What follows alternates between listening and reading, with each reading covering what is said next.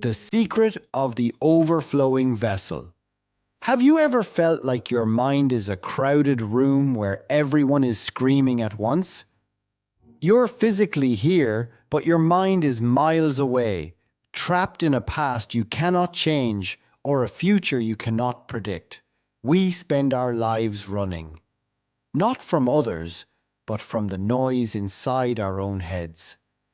But what if I told you that the peace you're searching for is not at the end of a journey, but in the very step you are taking right now? Let me tell you a story that changed everything for one restless soul.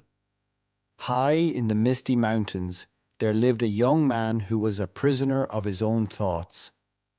To the world he seemed fine, but inside he was drowning. Every mistake he ever made played on a loop in his mind. Every what if about tomorrow kept him awake until dawn. He had forgotten the sound of his own laughter. One day, driven by desperation, he decided to seek out an old sage who lived in a remote monastery. They said this wise man held the key to a quiet mind. After days of trekking, he found the old man sitting under an ancient tree. The sage's face was like a calm lake, not a single ripple of worry. The young man fell at his feet and cried, "Master, my mind is a storm. Please, show me how to find peace." The sage smiled, but didn't give him a lecture. Instead, he handed the young man a clay bowl filled to the very brim with water. "Take this bowl," the sage said. "Walk the narrow path around this mountain for 3 miles and return to me.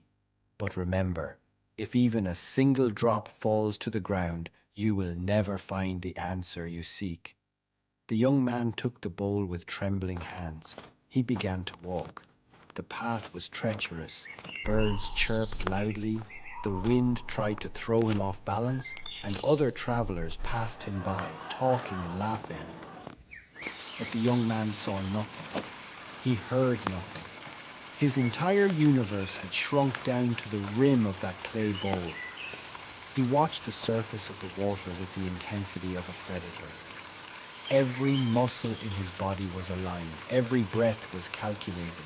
He wasn't thinking about his past regrets. He wasn't worrying about his dinner.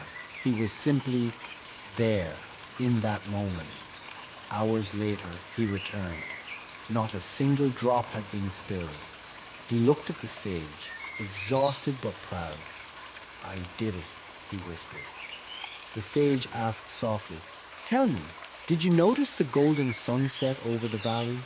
Did you hear the song of the mountain stream?" The young man shook his head.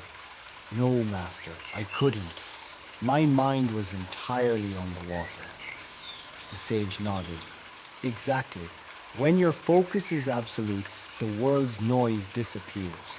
Your anxiety exists only when your mind is in the past or the future. But when you are fully in the now, there is no room for fear." The young man realized that peace wasn't something he had to go out and find. It was a state of being he had to practice. The moral: peace is found in the present moment. Your anxiety is the gap between the now and the then. Close the gap and you find your soul,